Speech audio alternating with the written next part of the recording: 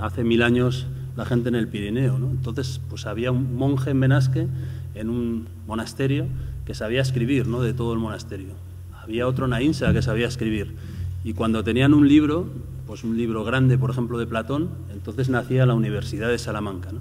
Es decir, el conocimiento, en definitiva, es lo que ha movido siempre el mundo.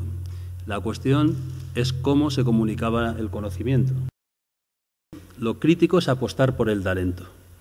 Y esto es bastante importante.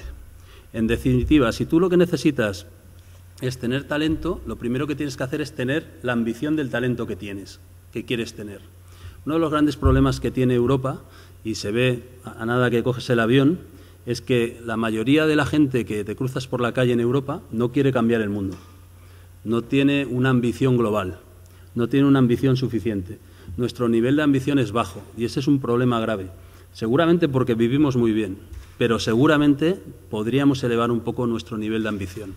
La necesidad de competir a nivel global es una necesidad y hay solo una parte de las empresas y una parte de las personas que tienen esto dentro de su forma de ver el mundo.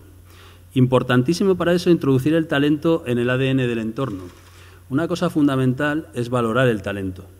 El talento se valora de muchas maneras, pero fundamentalmente se valora con reconocimiento económico y fundamentalmente se valora con reconocimiento social. El mundo se mueve por nodos. Esto es una red mundial con nodos, ¿no? Esto lo entenderéis bien, no sé, pues tienes Madrid y Barcelona, 2 nodos, y nos pasa el AVE por el medio, ¿no? Si eres importante eres un nodo, si no, eres una línea. Y solo eres importante si aportas a alguien. Es decir, no es importante estar en medio de algo, ni siquiera estar en la red, es importante cómo de grande eres como nodo, cómo de importante eres como nodo.